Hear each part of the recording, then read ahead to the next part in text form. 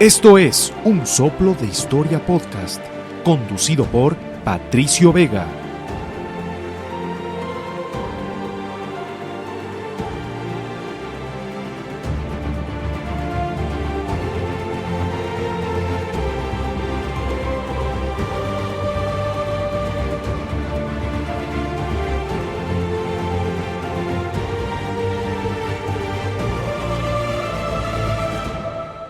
Amigas, amigos que nos escuchan en Un Soplo de Historia Podcast, que también nos ven, sean cordialmente bienvenidos. Estamos en esta tercera temporada, un programa más y hoy con un invitado de lujo que nos saluda desde Perú.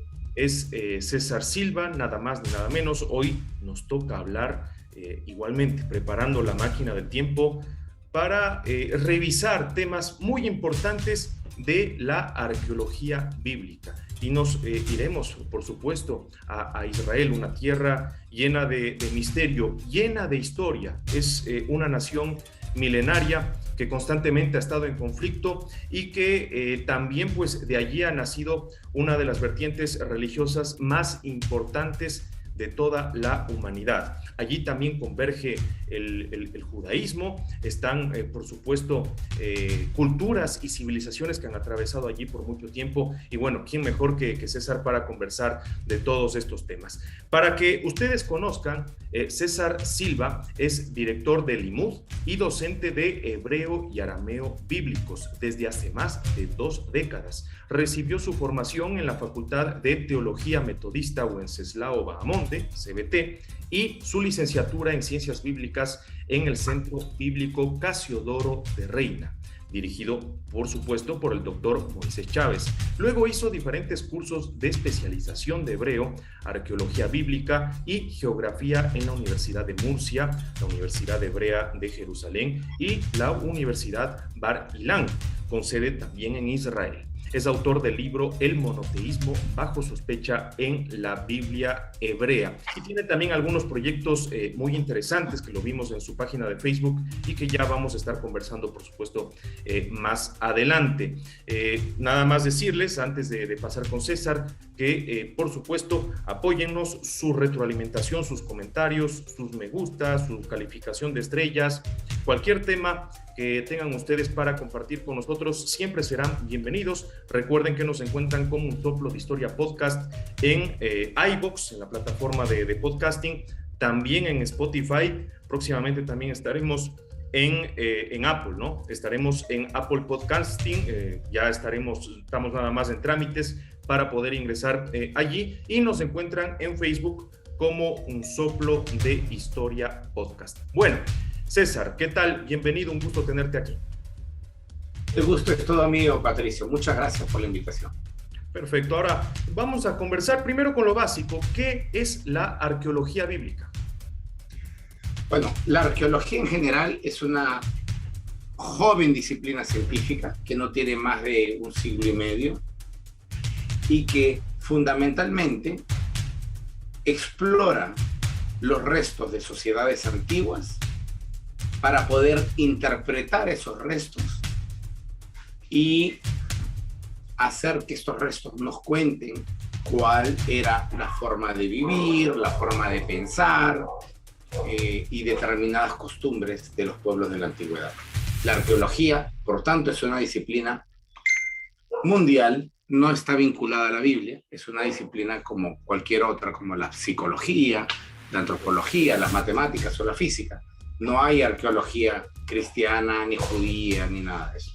Ahora, la arqueología enfocada a la región geográfica donde se desarrolló la Biblia o donde se desarrolló los eventos que la Biblia cuenta, a eso le llamamos, en honor a la verdad, arqueología del Levante, porque a esa zona del mundo se le conoce como el Levante Mediterráneo. Los lugares, el lugar que ocupan Israel, Jordania, Líbano, una parte de Egipto y Siria. A esos lugares se le llama el Levante Mediterráneo, a toda esa región. Entonces, digamos más apropiadamente dicho, es arqueología del Levante. pero el nombre sexy o el nombre comercial es activo, arqueología claro. bíblica. Sí, arqueología bíblica. El nombre que engancha, perfecto, sí. Pero Engancha, realmente, exacto. como dice César, el más apropiado, arqueología de Levante por la zona y por la región y la especialización en sí que a esto debe, ¿no? Y bueno, ¿qué hallazgos importantes se han dado? Se entiende mucho que, bueno, si hablamos de arqueología de Levante, pues bueno, allí ya hablamos de fenicios, hablamos de otros pueblos muy importantes que marcaron la historia, pero en sí, por ejemplo, dentro de poblaciones que hemos encontrado en Israel, dentro de las culturas hebreas, dentro de las culturas arameas, ¿qué es lo que se ha podido encontrar o qué trabajos de contrastación se han dado? Por ejemplo, en el caso de la Biblia, ¿no? Si podemos tener ahí un punto de partida. Bueno, Patricio, la pregunta es amplia, sin duda alguna. No obstante, intentaré hacer algo, digamos, que pueda ser entendido por la mayoría de tus amables oyentes. Mira, la Biblia, en primer lugar, como tal, no es un libro de historia y la Biblia no nos narra los eventos porque tiene el interés de transmitirnos historia. La Biblia nos narra los eventos en la medida en que tiene un objetivo, y el objetivo es religioso. Es decir, yo no narro la historia por el simple hecho de que amo la historia. Eso no es así. De contar acontecimientos, claro. Exactamente. Un historiador el día de hoy, para hacer historia, necesita fuentes, evidencias, testigos, fechas comprobables. Entonces recién puede empezar a organizar un periodo de la historia. Sí, En la Biblia eso no pasa. En la Biblia, aunque parezca historia y aunque lamentablemente a la gente le hayan enseñado que la Biblia tiene libros históricos, en realidad hay muy poquita de historia. Yo diría que no pasa del 5%. El otro 95% en realidad es teología historizada, es decir, teología revestida con historia. Yo te narro algún evento en la medida en que te voy a decir si a Dios le gustó ese evento o no. Y por tanto, la Biblia no puede ser tomada ni debe ser tomada por el bien del lector como historia. Ahora, esto no le quita ningún tipo de peso ni autoridad a la Biblia, porque la Biblia nunca pretende ser libro de historia. Hay gente que se va a irritar por lo que estoy diciendo. No obstante, la Biblia es un libro de ética, de fe, de religión. Entonces, si yo digo que no es un libro de historia, no es para rasgarse las vestiduras o enfadarse conmigo. Entonces, con este preámbulo explicado, Patricio, yo debo decir que hay muchos eventos, yo digo un 5%, quizá un 10%, eventos que sí sucedieron tal como la Biblia los cuenta. ¿Ok? Y entonces la arqueología nos ha ayudado, por ejemplo, en muchos casos, a corroborar que aquellos eventos fueron reales. Es que se enfoca mucho en ese 5% dentro de los estudios ya académicos o más investigativos. No, la arqueología en Israel hace arqueología y no le interesa la Biblia. Nunca mira la Biblia. Cuando hace 100 años empezaron a llegar los primeros ingleses o franceses a Israel, ellos sí tenían en una mano la Biblia y en otra la pala. Y creían que la Biblia era casi como el mapa de lo que tenían que buscar. Hoy más o menos la historia como el buscador de la ciudad perdida de Troya, ¿no? Que iba con el libro a buscar dónde está Troya, claro. Sí, sí, sí. Y eso era antes, pues. Pero hoy en día, ya no. Hoy en día, el arqueólogo hace arqueología sin ninguna expectativa adicional que la de descubrir restos materiales, óseos, restos funerarios, etcétera. Bien, artísticos, pero y posiblemente, de casualidad, algunos de estos restos pueden hablarnos de un evento que también nos habla la Biblia. Pero no es que el arqueólogo esté buscando ese 5% de historia. Muy bien, ¿Entiendes? muchas gracias por la aclaración. Sí, no. Con esto las cosas quedan muy claras, es decir, es simplemente arqueología aplicada a una zona y a un contexto geográfico y también histórico. Simplemente es Totalmente. eso. Y si se encuentran, pues, estas evidencias y coinciden, pues es un hallazgo muy importante, ¿no? Porque de alguna manera se está sustentando, en este caso, el texto bíblico con una evidencia física, ¿no? Así es, totalmente. Y en muchos casos también los hallazgos lo que hacen es contradecir la Biblia. También, eso también es importante. También porque la Biblia, recordemos, sobre todo es teología. Así es. En la Biblia muchas veces se nos narra el pasado en cuanto se idealiza el mismo. Pondré un ejemplo sencillo para no confundir a nuestros amables oyentes. Mira, imaginemos que yo tengo un abuelo y mi abuelo pues fue mujeriego, fue un alcohólico, una persona de repente no muy deseable, claro. Pues deseable a la sociedad, ¿ok? Pero yo tengo mi hijo y no quiero que mi hijo se entere de que su abuelo fue una persona pues con tantos vicios y defectos. Entonces yo voy a imaginar un pasado ideal donde mi abuelo sea un gran médico, un héroe de la sociedad y que ayudó a la libertad contra los españoles y qué sé yo, le puedo inventar cosas. Ahora, lo hago no con el afán de engañar a mi hijo, sino lo hago con la finalidad de intentar tapar ciertamente algunos problemas que yo hoy día creo que no son buen ejemplo. Y entonces, además de eso, darle una identidad a mi hijo. Tú vienes de un linaje de gente buena, vienes de un linaje de héroes, vienes de un linaje de... ¿Me entiendes? Eso exactamente pasa en la vida. Entonces, cuando hacemos arqueología, encontramos que mi abuelo realmente nunca fue lo que yo dije. Claro, es que bueno, este es un tema que la sociedad en general lo hace. La sociedad romantiza el pasado. Exacto. Romantiza a las personas, romantiza a los protagonistas y realmente los seres del pasado y las culturas del pasado tuvieron su parte de luz, su parte de sombra, perfectibles, completamente mejorables, porque también eran seres humanos, es decir, eran sociedades también de matices. Y ese es el gran pecado que quizás hay en las sociedades modernas y contemporáneas, romantizar y hacer un constructo sumamente pintoresco de todo lo que representaba tiempos pasados, que eran tiempos mejores, que eran tiempos más nobles, y realmente las evidencias también nos demuestran que no era tan así, ¿no? Exactamente.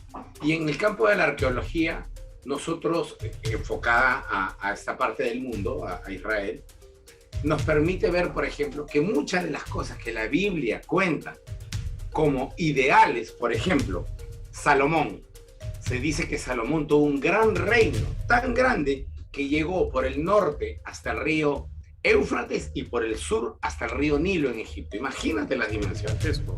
Gigantesco y además extremadamente rico, extraordinariamente opulento. Pero cuando nosotros hacemos arqueología del periodo del siglo X en Judá, encontramos que sí hay un palacio, pero el palacio es más bien pobre. Y encontramos que no hay bonanza económica. Encontramos más bien que es un reino bastante precario y que era pequeño. Además, esos dominios que tú mencionas, César, en ese momento más bien estaban bajo el dominio de todas estas grandes naciones de Mesopotamia que entre unas y otras, entre guerras intestinas, se iban superponiendo, ¿no? Así es. Y finalmente nos damos cuenta que entonces, si bien es cierto, la arqueología en algunas ocasiones favorece y certifica algún evento que la Biblia cuenta, en otras ocasiones dice, no, esto no pasó así. Y esto no es mera opinión. Hay evidencias, de que tal evento no sucedió así. Entonces, la arqueología no es intención de la arqueología ni fortalecer la fe de la gente, ni tampoco quitársela. La arqueología es una disciplina como cualquiera y te dice, con evidencia científica, con protocolos establecidos, con metodología establecida, te dice esto es lo que he encontrado y esto se debe interpretar de la siguiente manera. Si eso está de acuerdo con tu Biblia o no, a mí me tiene sin cuidado, dice el arqueólogo. Muy bien, muy bien. Está perfecto esta situación. Ahora, vamos, César, si te parece, a hacer este ejercicio. Primero empezar por estos hallazgos que sí realizan un cotejo con determinados eventos bíblicos. Tal vez podemos ir por allí. Y luego algunos que no, que se contradicen. Ok, entonces, algún hallazgo que nos corrobora, por ejemplo, algunas menciones o algunos eventos que la Biblia menciona. En el año 2015, hace muy poquito, la arqueóloga Eilat Mazar, de la Universidad Hebrea de Jerusalén, a quien tuve el honor de conocer, halló de manera fortuita, esto es casual, en Givati, es decir, en la ciudad de David, encontró 2 sellos, en realidad 3 sellos. 2 de ellos decían Le Hizkiyahu Melech Yehuda en hebreo, de Ezequías, rey de Judá. Habrá que decirle a tus oyentes y a las personas que nos miren también por el video que en el mundo antiguo se solía enviar, por ejemplo, cartas de esta manera. Luego se ponía aquí una resina para sellar y el rey sellaba esta resina con un anillo que tenía en el dedo medio de su mano y entonces quedaba el sello aquí. Entonces esto era la evidencia de que el rey era quien había mandado determinado decreto o determinada orden. Entonces, en este sello nosotros encontramos algo interesantísimo, y es que el rey Ezequías, de quien no tenemos ninguna evidencia, o no teníamos, aparecieron 2 sellos personales de él. Esto, por supuesto, corrobora al menos que existió. No corrobora que todo lo que la Biblia cuenta de él sea cierto, pero sí corrobora que existió este tipo, este rey llamado Ezequías, por ejemplo.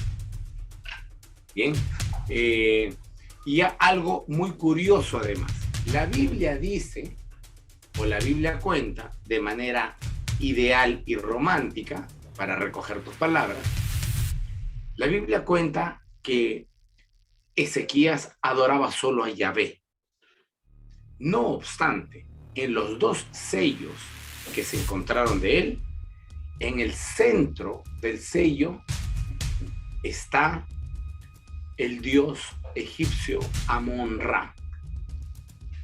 Es decir, el sol en el centro con 2 alas, ¿sí? Que es el símbolo de Amón, y al costado de ambas aparece un Anj, que significa la llave de la vida. Entonces, ¿qué hacen símbolos religiosos egipcios en o dentro de el sello del rey? ¿Por qué esta iconografía está presente en un rey que se supone, según la Biblia, es monoteísta y no cree en ningún otro dios? La respuesta es sencilla. La Biblia no nos está diciendo la verdad. La Biblia está sobreestimando y romantizando y diciendo algo que no fue. En otras y hay palabras, que recordar también un hecho, ¿no? En tiempos del mayor esplendor de Egipto había una influencia muy grande sobre Levante. Así es. Es decir, incluso los grandes pueblos navegantes y comerciantes de Levante tenían una dependencia, prácticamente rendían pleitesía al reino de Egipto, ¿no? Totalmente. Y lo único que nosotros vemos es lo que cuadra con todas las evidencias del Levante Mediterráneo, que es la supremacía de Egipto y que todos, en el mundo antiguo se cree que hay varios dioses. Por tanto, si tú eres el imperio más grande, ¿qué dios es más grande? El tuyo, el del imperio. Si yo soy un pueblo pequeñito, mi dios es pequeño. Antes había batalla de dioses, el dios egipcio contra el dios hebreo o el dios babilónico, y quienes ganaban finalmente eran los dioses, por eso se llevan secuestrados los muebles del templo del dios vencido. Entonces lo que nosotros podemos ver ahí, por ejemplo, es que sí, un rey Ezequías existió, pero no era el monoteísta que nos cuenta la Biblia, por ejemplo. Es interesante lo que dice César. Bueno, saliendo un poquito nada más, es como cuando los persas llegan y conquistan Egipto. Lo primero que hacen es llegar y saquear los templos religiosos, es decir, para demostrar nosotros somos superiores, nuestro panteón de deidades es mejor o superior al tuyo, al de ustedes. Así es, totalmente. Recuerda que en la antigüedad, y esto lo vimos, por ejemplo, en los que vieron la película Troya, solamente se permite o se sugiere que peleen dos, ¿no? Aquiles, por un lado, los campeones. Y lo mismo pasa con David y Goliat. Pero ¿por qué solo uno? Porque la lógica del mundo antiguo es, basta con uno por cada bando, el dios más fuerte se va a hacer presente ahí. Estos dos paladines solo representan a los dioses. Aquí son los dioses quienes entran en conflicto y en batalla. Entonces, basta con que uno de ellos, que es el elegido de los dioses, pelee. Es lo mismo con David. Cuando David va a pelear contra Goliat, le dice, yo vengo en nombre de Jehová, el Dios de las huestes de Israel, y el día de hoy yo daré tu carne a los buitres. Es decir, él no viene a pelear por él como David, él representa a Jehová. Son como una especie de mimados de la deidad, ¿no? O al menos así los pintan. Porque Aquiles también era un mimado de Apolo, es decir, claro. Y era un semidios. Entonces, si yo venzo a mi oponente, significa que mi Dios venció al otro Dios. Por tanto, tengo derecho a saquear su templo, sus utensilios y todos sus muebles sagrados que existen. Y eso es lo que pasa con los persas, con los egipcios, con los babilonios. Y con los babilonios, cuando llegan a Jerusalén, también saquean el templo de Jerusalén, por ejemplo. Perfecto. No sé si tienes algún otro dato de estos curiosos que sí se contrastan positivamente con lo hallado en la Biblia. Si no, también podemos pasar a la otra línea, quizás lo que no se ha logrado contrastar o que se ha contradicho. Por ejemplo, en un programa anterior que hicimos en Un Soplo de Historia, hablamos sobre Sargón el Grande, Sargón de Acadia, ¿no? Que es prácticamente el primer imperio de la humanidad dentro de la evidencia que se ha hallado. Y lo interesante con Sargón de Acadia es que mantiene similitudes muy, muy grandes con Moisés, ¿no? Sobre todo con el tema del cesto que va por el río. Obviamente que el uno está en el río Éufrates, Moisés en cambio va por el río Nilo, pero están con las canastas de mimbre, es abandonado, luego es recogido y ambos de alguna forma se vinculan a palacio, a la vida del palacio. Entonces, son situaciones muy curiosas que se han podido encontrar ahí. César, quizás un poco tu comentario y tu análisis sobre estos temas también. Bueno, en el caso puntual de Moisés, y me disculparán que rompa el corazoncito de algunos de los televidentes, pero en el caso puntual de Moisés, en realidad el Moisés de la Biblia no existió. Es un personaje literario, un constructo ideal de paladín y elegido por Dios. El Moisés, no estoy diciendo que no haya existido un Moisés. Sí existió un Moisés, del cual fue tomado él. Existió un Moisés que fue un líder religioso. Ese líder religioso no fue monoteísta, fue politeísta. Aparece en el libro de Jueces, capítulo 18, el libro más antiguo de la Biblia. Y entonces, ese Moisés fue un líder que vivía en el norte de Israel. Ese líder religioso, que posiblemente habría venido de Egipto, no lo sabemos, es probable que sí, no tenemos mucha información de él, fungía o hacía las veces de sacerdote en la tribu de Dan, al norte de Israel. pero era un sacerdote de dioses, dioses que tú puedes ver y tocar. No era el monoteísta anicónico, es decir, quien no tiene imagen. Pero este hombre fue tan, el verdadero Moisés, el real, el histórico, fue tan influyente, su memoria fue tan protegida y recordada, que él fue tomado como base para generar al nuevo Moisés literario.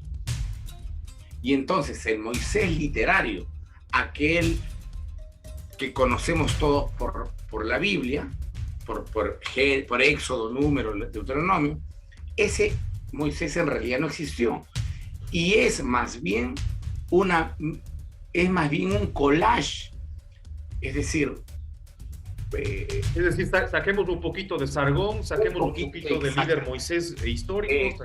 Así es. Y tiene un poquito de cada uno, querido Patricio. Tiene un poco de Sargón, tiene un poco de Hammurabi, tiene un poco de diferentes líderes, un poco, por supuesto, de la propia pluma de los autores, pero en realidad ese Moisés no existió. Es un Moisés literario. Entonces hay que distinguir entre el histórico, es como Jesús, ¿no?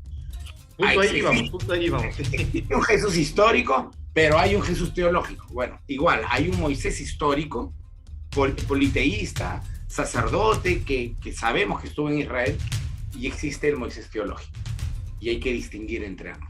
Muy interesante. Ahora vamos con la papa caliente, ¿no? En el caso de Jesús, que siempre se polemiza, un personaje, bueno, de los más reconocidos que hay en toda la historia de la humanidad, definitivamente. ¿Qué contrastes también encontramos allí con Jesús de Nazaret? El Jesús bíblico versus el Jesús histórico. Bueno, arqueológicamente hablando, querido Patricio, podemos encontrar algunos lugares que se mencionan en los evangelios y que existen hasta el día de hoy.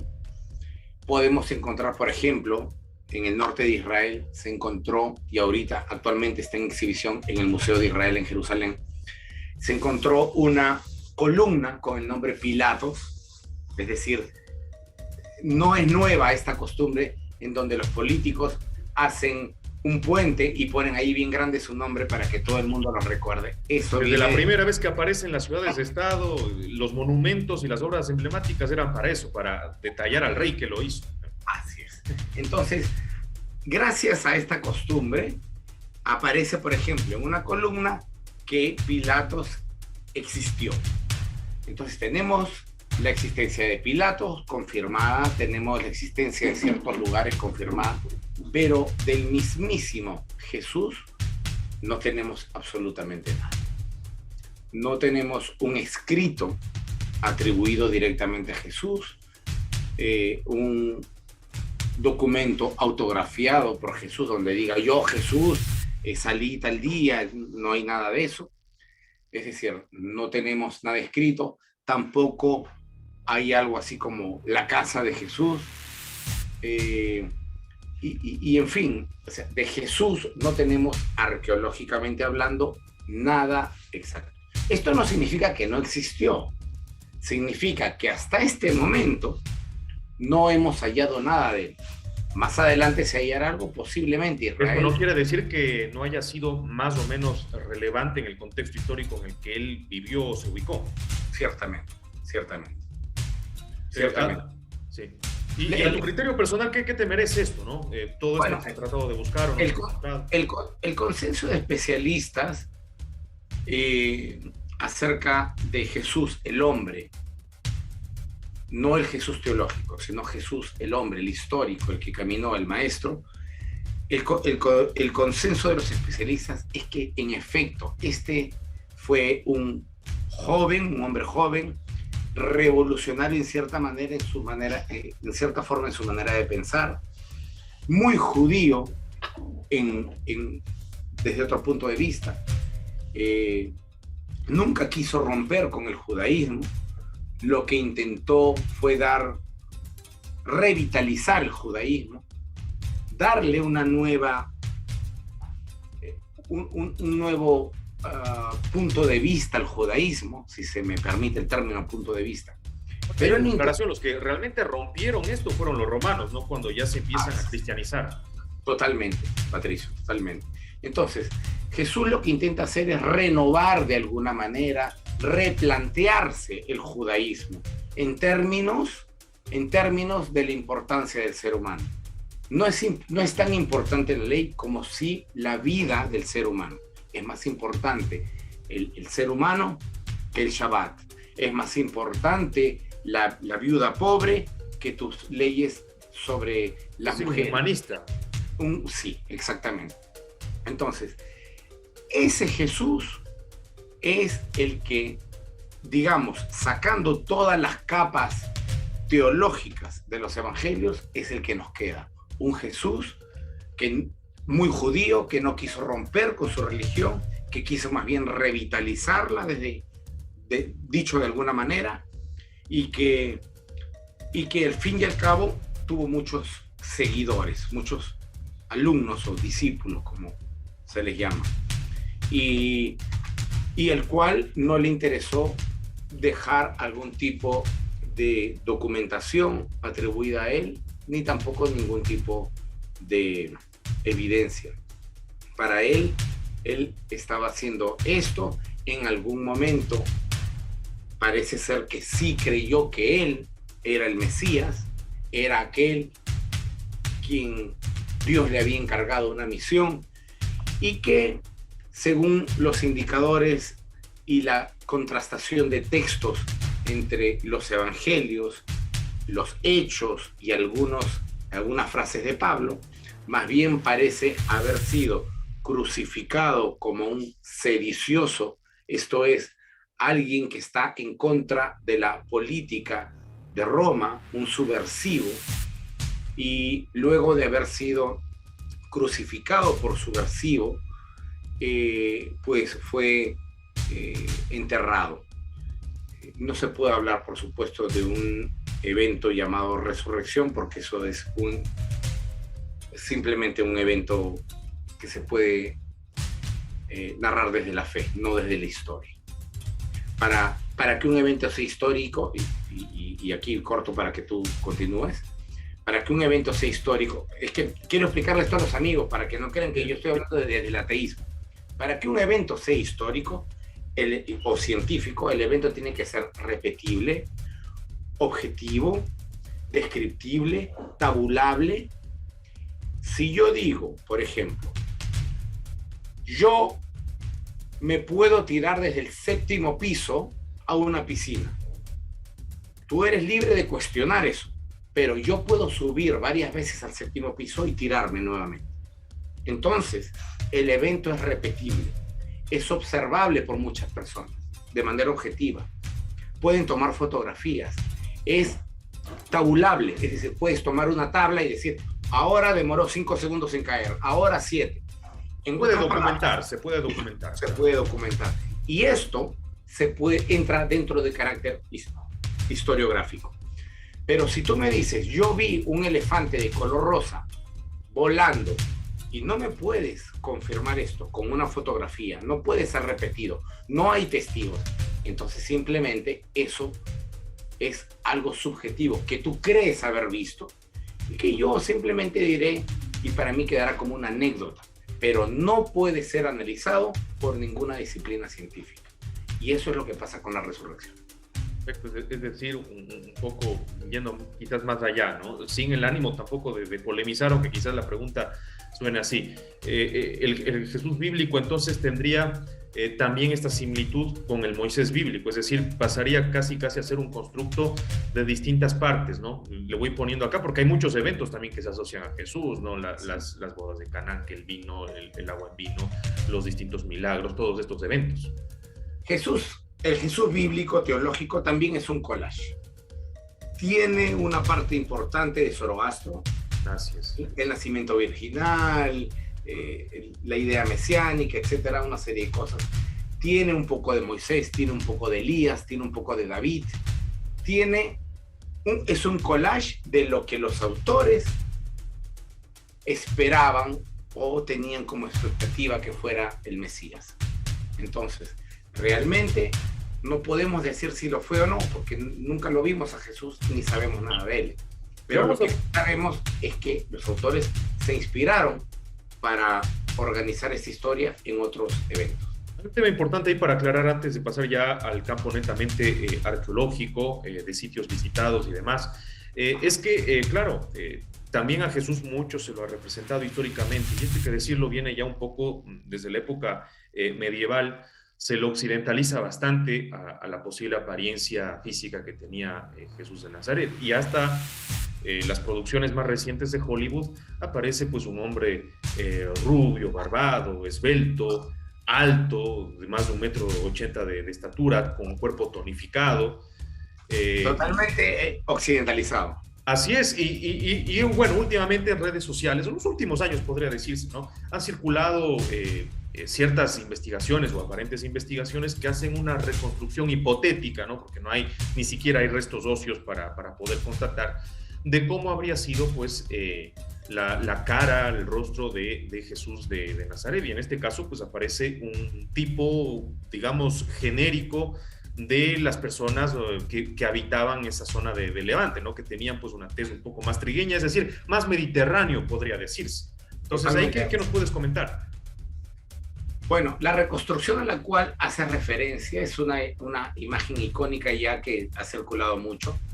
Fue hecha en base a un pequeño pueblito que hay en el norte de Israel, y en ese pequeño pueblo hay varias familias que durante más de 2000 años viven en Israel y que nunca se movieron.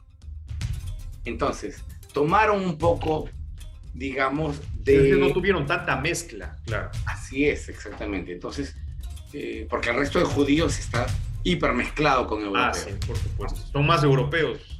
Son más europeos que semitas como tal. Entonces, tomaron, digamos, una parte de, no sé si el genoma, no sé si solamente el biotipo físico, no estoy muy seguro de qué fue lo que exactamente tomaron, pero sí sé que estas familias fueron parte importante del muestreo. Además de ello, también tomaron algunos cráneos del siglo I. Y en base a esto reconstruyeron la imagen de un judío promedio, no de Jesús, de un judío más o menos promedio en cuanto a su biotipo, a las facciones de su rostro, y lo que dijeron es, bueno, Jesús habrá sido más o menos como este tipo. Y eso es lo más que nos podemos perdón, eso es lo máximo que nos podemos acercar al Jesús real, pero no es que hayan encontrado, digamos, el cráneo de Jesús. Ahora, sí hay un problema muy, pero muy serio. Te contaré aquí, posiblemente sepas ya esto, posiblemente no, pero hace pocos años, siempre en Israel, o en gran medida, los descubrimientos son fortuitos cuando van haciendo excavaciones para levantar nuevos condominios, edificios o puentes. Bueno, en este caso iban a levantar un nuevo edificio para los nuevos colonos. Puede ser todo un problema para los constructores, ¿no? En Israel hacer un edificio. Es un problema porque les paran la obra cada... Debe estar lleno de vestigios arqueológicos. Sí, y cada 3 días le dicen, alto ahí, y tienen que quedarse la obra parada 1 mes, 2 meses, y de nuevo 3 días siguen trabajando y de nuevo los detienen. Es un problema. Pero bueno, lo que encontraron es que en el barrio judío en Jerusalén, llamado Talpiot, hoy en día, se encontró una especie de mausoleo familiar, es decir, una especie de lugar, de recinto donde se guardaban las tumbas de toda una familia. ¿Ok? Esa entrada tiene un símbolo en la parte de arriba del cristianismo más primigenio que existe. Eso ya era sospechoso, que hace un símbolo ultra antiguo cristiano sobre esta tumba en el centro de Jerusalén. Bueno, Se empiezan a hacer las pesquisas y lo interesante es que dentro de este pequeño mausoleo, de este pequeño recinto, habían unas cajas llamadas osarios. Los osarios eran cajas hechas de piedra caliza que solamente se usaron hasta el año 70 después de Cristo y desde el año 10 antes de Cristo, o sea, durante la época de Jesús. Solo se usaron en esa época, no se usaron antes, no se usaron después. Y estas cajas estaban allí con los restos óseos en cada uno de ellos. En la mayoría, no en todos, habían restos óseos. Ahora, ¿qué es lo interesante? Las inscripciones epigráficas en cada una de estas cajas. Una de estas cajas,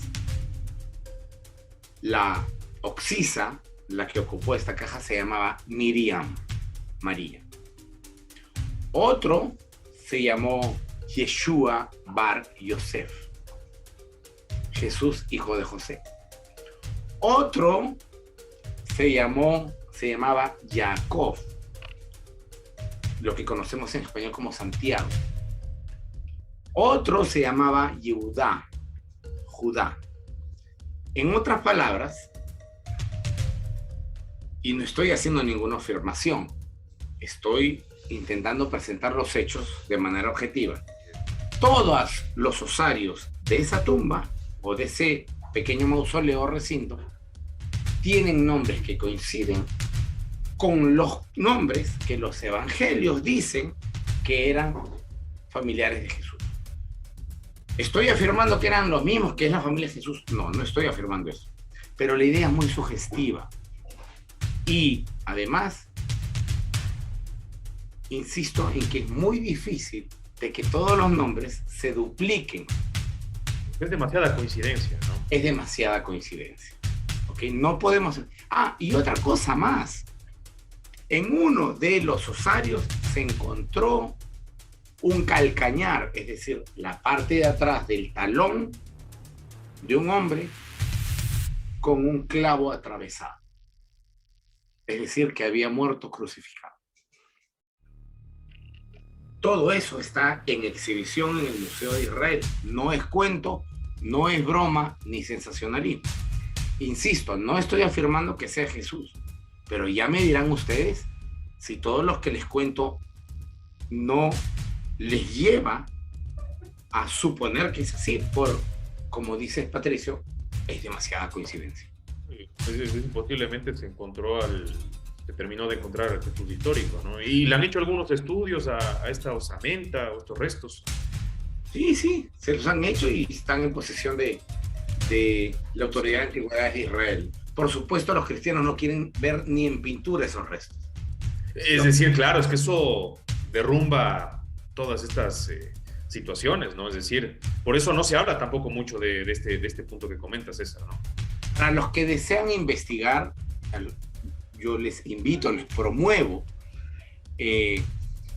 busquen la tumba de Talpiot.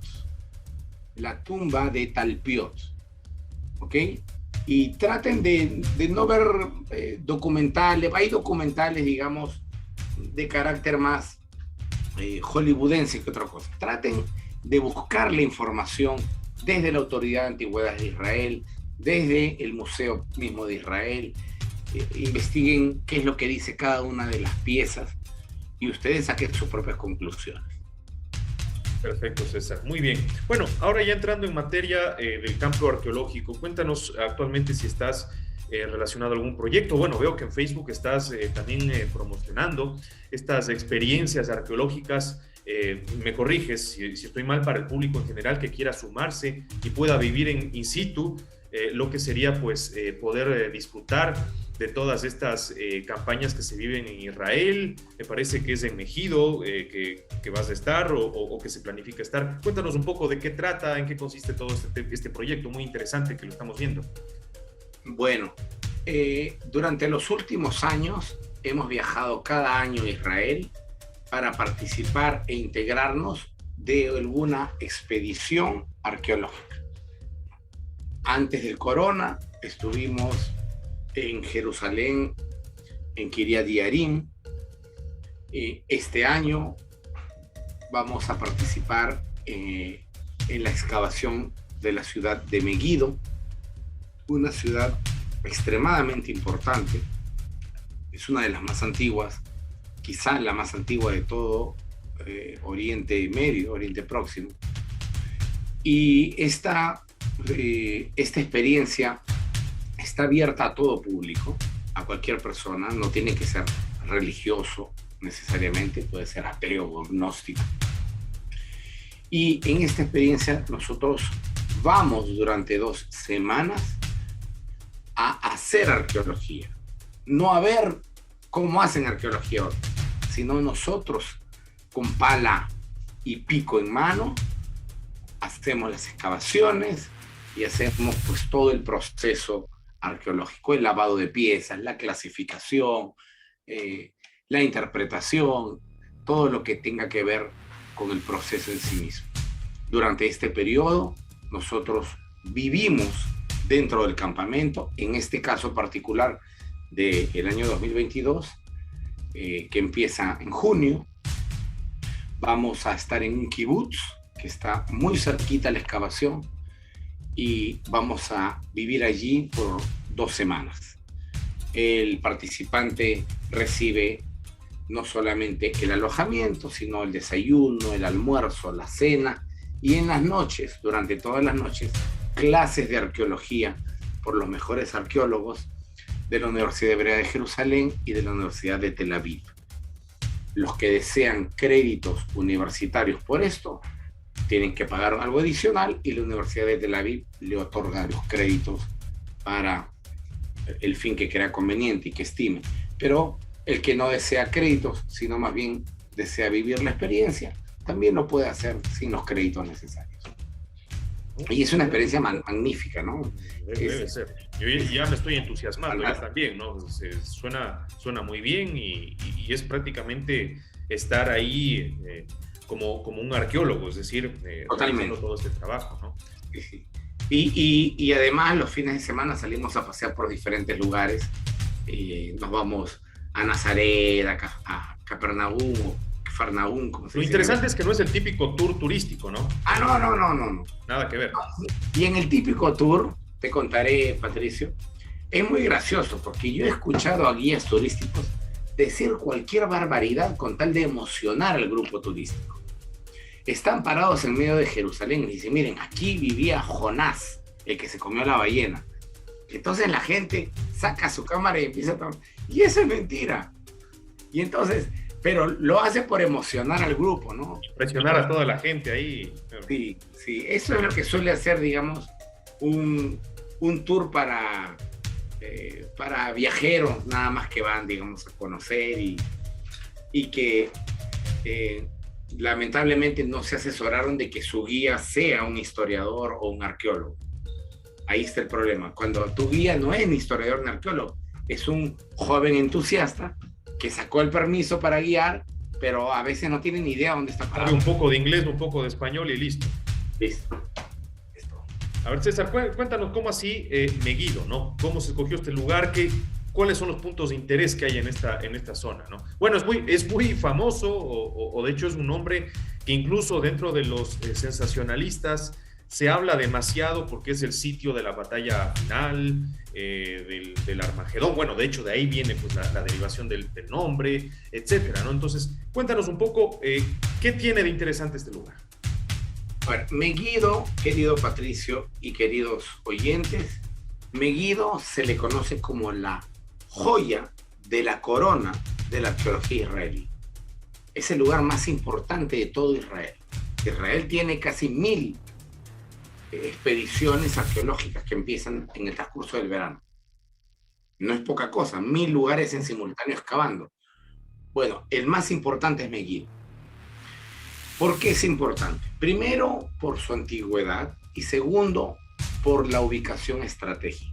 Megiddo se encuentra ubicado en un nudo de caminos, en una unión de caminos que permitía a los antiguos mercaderes del sur, viajar o por la vía maris, esto es, en la costa de Israel, o viajar por el antiguo camino de el Arabá, es decir, por el desierto.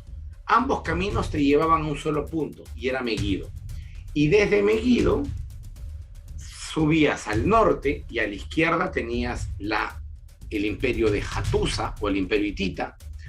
En el centro, en el norte centro, tenías a Asiria, o en el norte al este tenías al oeste, perdón, tenías a Babilonia. No me imagino yo estar en ese vecindario, debe haber sido peligrosísimo, ¿no? Esos vecinos eran muy belicosos. Muy belicosos. Sí. Y entonces, Megiddo era el centro de reunión de todas las culturas que acabo de mencionar. Egipcios, babilonios, hititas, beduinos.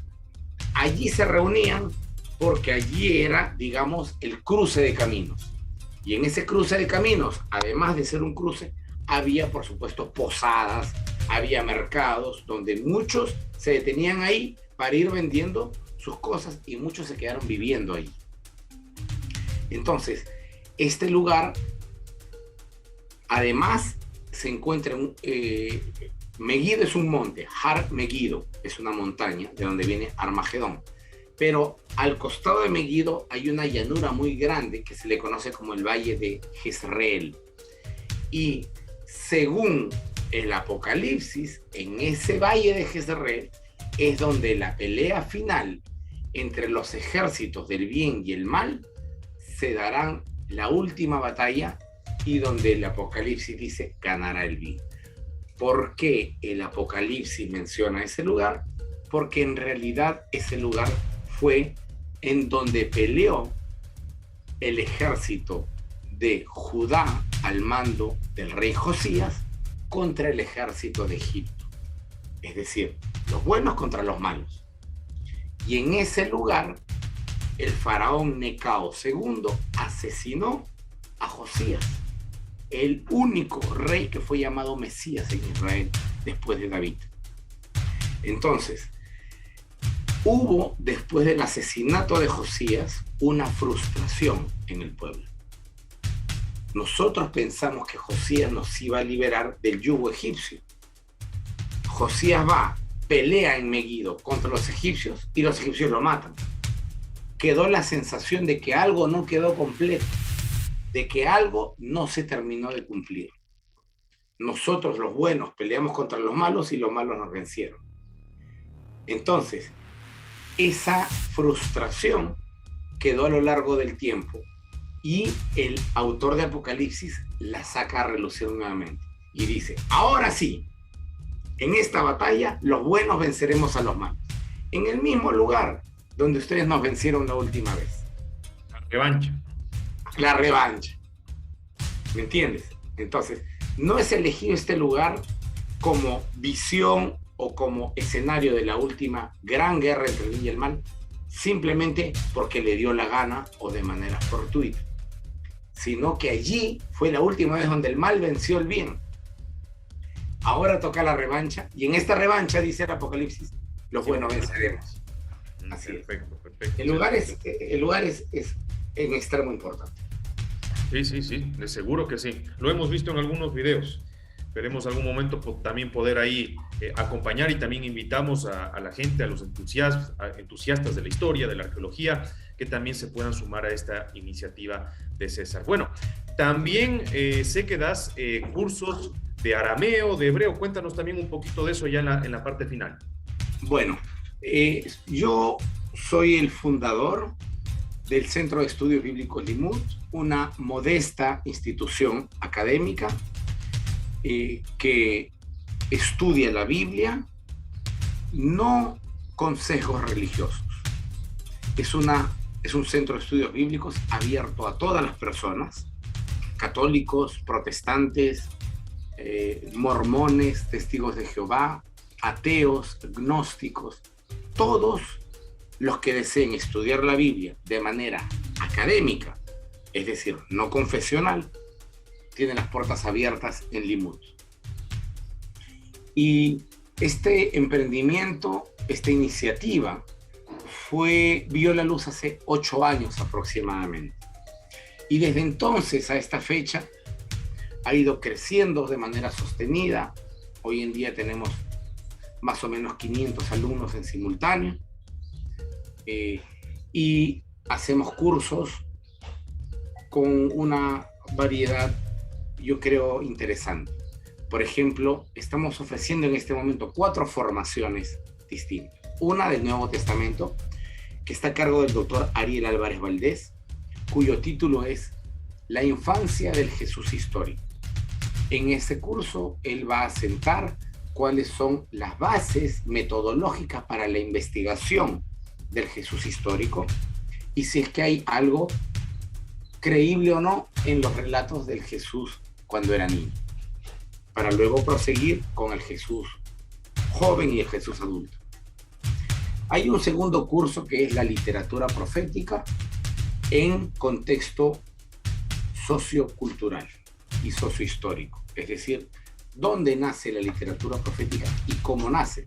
La gente cree que la literatura profética es la que te vaticina el futuro, y no es así. La literatura profética es literatura generalmente de reprensión, llama la atención para cambiar el camino. No es que te esté hablando del futuro. Ahora, si no cambiamos en este momento la política económica del Perú, en 5 años estaremos con hiperinflación. Eso es lo que dice un profeta. Él no está vaticinando el futuro, está diciendo qué es lo que hay que hacer ahora para no llegar a aquel punto. ¿Y cómo sabe que vamos? No es un brujo, sino es una advertencia que se hace. Así es. Y él dice a dónde vamos a llegar por sentido común. Muchas veces no le atina, pero es sentido común. Ese es el segundo curso. El tercer curso que estamos ofreciendo es la Cábala, una aproximación científica e histórica al misticismo judío, dictado por el doctor Daniel Feinstein, decano de la Universidad Hebraica de México. El curso anterior de literatura lo dicta el doctor Gervé Hernández. No estoy seguro si estoy pronunciando bien su apellido. Él es docente en la Universidad de Estrasburgo, en Europa. Y finalmente tenemos un cuarto curso, que es uno de los que a mí más me llama la atención y más me gusta, que se llama La Biblia en el cine y en el arte. Cómo la Biblia ha sido inspiración inagotable para diferentes historias que se han forjado a partir de historias mesiánicas o a partir de historias bíblicas, como puede ser Superman, Harry Potter, Matrix, El Señor de los Anillos o las mismas películas de Jesús, etc. Este curso va a ser impartido por la doctora Cristina Expósito de la Universidad Complutense de Madrid. Entonces, los cinéfilos van a tener la oportunidad de analizar el séptimo arte y la Biblia en conjunto. Es una oportunidad muy bonita. Así que intentamos brindarle a todos nuestros estudiantes, querido Patricio, diversidad y seriedad al abordar cada curso. Y quedan todos invitados. Sí, precisamente eso, ¿no? Queríamos dejarte ahí los micrófonos para que invites a toda la experiencia arqueológica, a todos estos cursos. Nuestra audiencia se extiende por Hispanoamérica. Tenemos gente en la península que nos oye, gente también en Estados Unidos, en México, en Ecuador, en Perú, en Chile, también en Argentina. Entonces, ahí tienes los micrófonos para que puedas hacer esta invitación a todos nuestros oyentes. Querido Patricio, eres muy gentil. Bueno, yo les invito de todo corazón a ustedes, queridos amigos hispanoparlantes, para unirse a nosotros en cualquiera de las iniciativas que hemos mencionado el día de hoy. Puede ser que seas un amante de la arqueología, comunícate con nosotros y para darte los detalles de los pasos que tienes que seguir para acompañarnos en el grupo Limud, que este año se va a Israel a el yacimiento arqueológico de Megiddo. O quizá eres de estos estudiantes eternos, como es mi caso, que nunca nos cansamos de seguir indagando y aprendiendo y deseas unirte también a alguno de los cursos que ofrecemos. Son cursos de altísimo nivel académico y de bajísimo precio. Entonces, y los cursos son dictados online, los puedes tomar desde cualquier parte del mundo y sobre todo son dados sin ningún sesgo religioso. Nadie te va a decir, nadie va a decirte que creas que Jesucristo es Dios o que Teresa o que María fue siempre virgen o que le reces a la Virgen. No. Aquí no tratamos ningún tema desde el punto de vista religioso, sino desde el punto de vista netamente académico, histórico, lingüístico, filológico, etc. Les hago la invitación y ojalá que alguno de tus distinguidos oyentes también pueda unirse a nosotros. Muchas gracias. ¿Cómo les contactan? Bueno, pueden escribirnos a nuestro WhatsApp. El número es más 51 98 98 77 338. Repito, más 51 98 98 77 338. César Silva estuvo con nosotros. Charlamos de varias cosas, de varios temas. Esperemos que el programa haya sido de su agrado. Y si les gustó, por supuesto, califíquennos en Spotify, dennos ahí las 5 estrellitas. También estamos en iVoox. Comenten si quieren criticarnos, si quieren decirnos lo que sea. Bueno, ahí tienen el espacio de los comentarios. Siempre estaremos abiertos a toda su retroalimentación. Muchas gracias. Esto ha sido todo por hoy en Un Soplo de Historia Podcast.